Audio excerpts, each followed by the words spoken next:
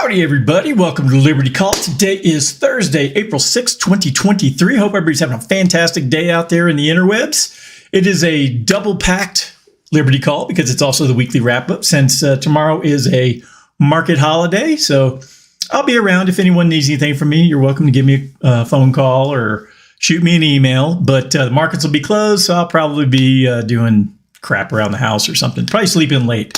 My wife says I sleep in late every day, but it's not my fault. She has meetings at like 7 and 8 o'clock in the morning. Anyways, all right. If it's your first time watching the Liberty Call, please give me some thumbs up like this. Woohoo! Likes, shares, subscribes, follows, all that good stuff. Share it with a friend. You know, they may be like, what the hell's going on in the financial world right now? I can help. And if there's anything I'm not talking about, send me a note. I'll be happy to talk about it. So, all righty. Well, let's go ahead. And I got the wrong thing up here on the screen. Hang on. There it is. All right. Let's go ahead and jump into the numbers for today. The Dow Jones was flat at up 0.01%, or 2.57 points. Closed at 33,485. The S&P 500 was up 0.35%, closed at 4101. NASDAQ was up 0.76, closed at 12,087.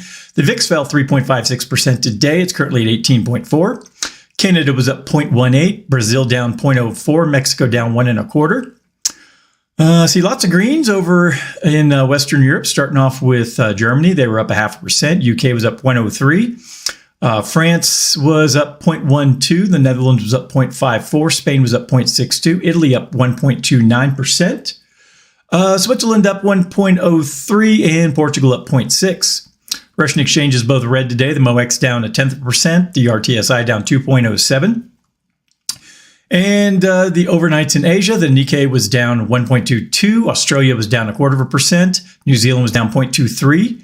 The Shanghai was flat at up 0.01. The Shenzhen Component up 0.06. China 50 down 0.58. DJ Shanghai up 0.03. Hang Seng up 0.28. Taiwan weighted came in down 0.36%. All right, so that's everything for today. Let's go ahead and bring up our chart and see how things did for the week. Starting out with the S&P 500. Where's the line? There it is. All right. Is that right? Yeah, the 3rd was the first day of the week. So it looks like the S&P 500 is going to finish the week off flat at up 0.07. The Dow Jones is going to finish the week off up about 0.72. NASDAQ, right there, it's going to finish the week down 0.38. The Dow Utilities is going to finish off the week up 3.73. And the Dow Transports finished the week off down 2.94%. So that's the worst of the U.S. indexes, that at least on my charts here. So, but let's take a step back and look and see how things are trending right now. Going back to the beginning of 22, you can see again this long-term trend. We did break the trend in early January, but it's just kind of been floundering out here in, nether space. Hasn't really picked up any strong momentum to continue the upswing. And, based upon everything else going on in the world, I imagine that the downtrend will continue for the foreseeable future until we have some capitulation in the markets and everyone's running in the streets, pulling their hair out. What's going on? The world's falling apart. So, all right. Well, that's everything there. Let's go ahead and jump on over to the economic data that came out this week. Initial jobless claims came in at 228,000. Forecast was 200,000. Last week's number was 246. Continuing jobless claims came in at 1.823 million. Forecast was 1.699 million, so about 124,000 over forecast. Last week's number was 1.817 million. All right. The ISM Manufacturing Purchasing Managers Index came in at a 46.3. Forecast was 47.5. Last month's number was a 47.7, so that's a little bit of a slip there. Factory orders contracted by 0.7%. The forecast was for a contraction of 0.5%, so 0.2% over. Last month's number was negative 2.1, so some improvement, but still not great. The job openings and labor turnover survey, we have 9.931 million jobs open right now. The forecast was 10.4. So about a 500,000 off there. Last previous number was 10.563 million. So looks like we've contracted by about 600,000 jobs, or at least job openings, since the last report.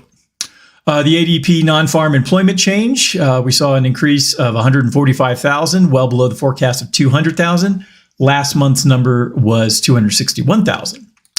And last but not least, the Services Purchasing Managers Index came in at a 52.6. Forecast was 53.8. Previous number was a 50.6, so it did improve from the previous number, but again, still not great. It's kind of hovering around that midpoint.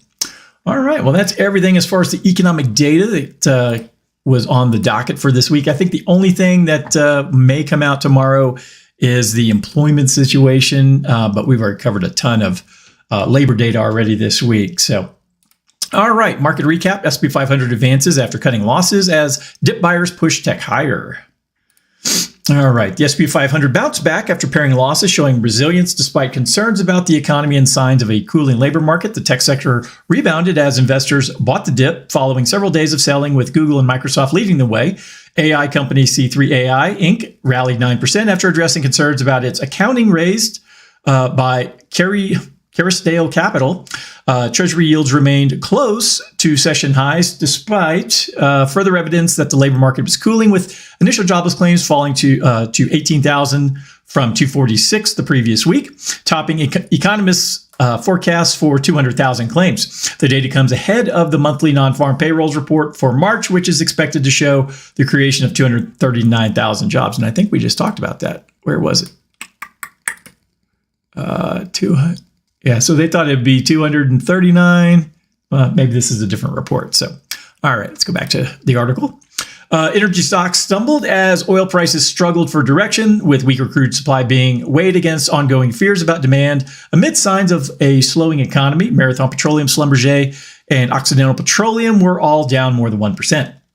Levi Strauss & Co. reported fourth quarter results that topped Wall Street estimates, but the apparel company reiterated its guidance amid caution about the economic outlook. Costco wholesale fell more than 2% after reporting a 1.1% drop in comparable sales to $21.71 billion from the retail month of March. Boeing advanced slightly as the aircraft maker plans to increase the production of its 737 jets to 38 planes a month by mid-23, according to Bloomberg, citing unnamed sources. In meme-related news, AMC Entertainment jumped more than 20%, while Bed Bath & Beyond fell 8% to fresh 52-week low after detailing plans for a stock split that will help the struggling retailer raise capital and avoid bankruptcy. All right, well, that was everything for the market recap. Seems pretty interesting. All right, let's dive a little bit deeper into the labor data. U.S. weekly jobless claims hit 228,000, far above estimates.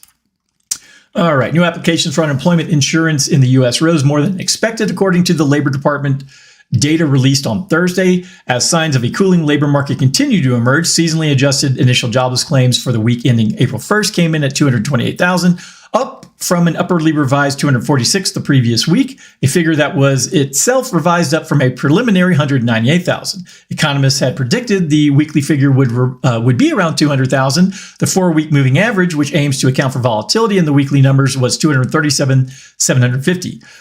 Down from a greatly upward revised number of 242,000. Continuing claims, which indicate how difficult it is for recently unemployed workers to find new jobs, climbed to 1.823 million, up from a revised figure of 1.817 million the prior week. Forecasted place the total at 1.699 million. The figures follow a stream of labor data, labor market readings released this week, including the March Job Openings survey and ADP's private hiring report, which both suggest the labor market in the U.S. is slowing, albeit from historically tight levels. The data have fueled predictions that the Federal Reserve could moderate its recent series of interest rate hikes going forward, although some senior Fed officials have insisted ongoing hikes in borrowing costs remain a possibility. The Labor Department said in a note ahead of the data that adjustments in its models for calculating unemployment insurance claims were designed to reflect the pandemic's impact on the data set. This led to larger than usual revisions. Okay. Yeah. Monkeying with the numbers just to make them look better. And in the end, you have to go back and make it right. So, all right. Last article here, it's titled, While Everyone's Distracted, the Dollar is Dying. And this comes from Daisy Luther via the Organic Prepper blog. All right. And from Zero Hedge is where I picked this up. All right, let's go ahead and read through this. The recent circus surrounding the arrest of former President Donald Trump may have been a well-timed distraction as the world is, as the world is rapidly dumping the US dollar, which has long been the reserve currency around the world. Several countries, including Russia, China, Iran, Brazil, Argentina, Saudi Arabia, UAE, and India, are in the process of reducing their dependency on the dollar. And let me, break away here. It's not like those are small countries. I mean, India, China, Russia, Brazil. I mean, these are huge swaths of people. And if they stop using the dollar, that's going to have some major ramifications for us here in America. And I don't think the people who are just going to work every day and voting for idiot blue hairs and idiot red hats, I'm fighting on my team. It's all going to come crashing down, folks. I can't stress that enough that, moving forward, I don't think it's going to get much better until it all collapses. And then we can rebuild with maybe 2 or 3 governments here in in what used to be the United States. We'll probably have the free states of America, the socialist states of America out on the West Coast and the East Coast, and maybe there'll be a third one. So, all right. Robert Kiyosaki of Rich Dad fame and Peter Schiff are convinced that it's over for the dollar, and people need to rapidly take steps to protect their money they currently have in banks. Kiyosaki assures us that the banking crisis is just beginning, and Schiff seems convinced that people are going to quickly move to gold as the system collapses. To protect oneself in the situation, it is recommended to stock up on tangible goods like food, medicine, tools, and other supplies one knows they will need. Guns and bullets. Got lots of those. Well, maybe not a lot. I got enough ammo that I can survive a little bit. It is also advisable to limit the amount of money kept in each bank account and consider investing in physical gold and silver to maintain the value of the extra money one has. ITM Trading is a company that provides free consultation about how to switch some of one's savings into gold and silver. Former Assistant Secretary for Public Affairs for the U.S. Department of the Treasury, Monica Crowley, warns that if the U.S. dollar loses its status as a reserve currency, catastrophic consequences would follow, and the economic system would implode. If oil begins to be traded in units other than the petrodollar, it would cause an almost immediate crisis. Crowley emphasized that the U.S. dollar having the world's reserve currency status, quote, has been a real privilege, end quote, but, quote, we've abused the privilege by wholly reckless monetary and fiscal policy for so many years, certainly over the last couple of years, which has really devalued the dollar, end quote. All things mentioned in the videos have occurred over the past 2 weeks. The videos are down here if you want to watch them, right there. While everyone was outraged or gleeful about the indictment of Trump last month, the banking system was teetering on the brink of disaster. It's not going to take more than a hard sneeze to send the entire thing crashing down. In conclusion, the world's rapid shift away from the US dollar is a next-level economic disaster. People need to take immediate steps to protect their assets, such as investing in tangible goods, limiting the amount of money they keep in each bank account, and considering investing in physical gold and silver. If the U.S. loses its reserve currency status, catastrophic consequences could follow, leading to the implosion of the economic system, and probably the implosion of the U.S. federal government, which I will cheer on. To watch all those federal employees, starve because they, have no job skills other than just collecting a paycheck and going to their daycare job every day, I'll be pleased. So, all right. Well, that's everything I had for today and for the week. If anyone needs anything from me, please go to dsafinancialgroup.com. All my contact information's there. I hope everyone has a good Friday and an Easter weekend, and go watch some baseball. The Astros are off today because they got pushed back due to weather in Minnesota. So they'll be playing tomorrow, I think, in the afternoon. So go watch some baseball. Basketball's done. No football right now. There's some hockey too. I like hockey, but baseball is my number one. All right. Well, have a great weekend, and I'll talk to you next time. Adios.